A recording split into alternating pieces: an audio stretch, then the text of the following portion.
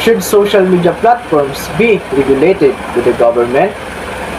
Today's digital age, social media platforms like Facebook, Twitter, Instagram, and YouTube is also part of our daily lives because these apps is really needs in our lives for communication, entertainment, and interaction.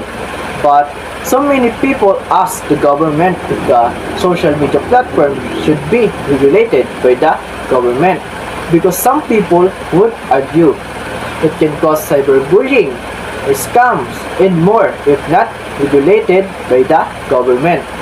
Stop free speech while other people believe that is to protect our individuals in society. These social media platforms should be regulated by the government to ensure our privacy protection and to prevent the spread of harmful so we are not addicted in social media. Cyberbullying and scam is one of the biggest enemy in our society. According to the official Gazette of the Republic of the Philippines, the National Telecommunications Commissions, the Federal Trade Commissions, and other government agencies enforce the government must regulate the social media platforms to use for not being addicted and also for our safety. And according to Rita Bakolskaya, 2019, social media presents a number of dangers that require urgent and immediate regulations, including online harassment, racist, bigoted, and divisive content, terrorist and right-wing calls for radicalization, as well as to the identified use of social media for political advertising by foreign and domestic actors. So, what will happen if the social media platforms can be regulated by the government? It will cause a big problems in our society because it can increase the problem like cyberbullying and fake news. Also, it can lose of trust because of the scammers and it's hard to communicate to other people if you don't know them. That's why to protect individuals and society, this kind of way of regulations of social media platforms aims to protect individuals' privacy, security, and cybercrime issues.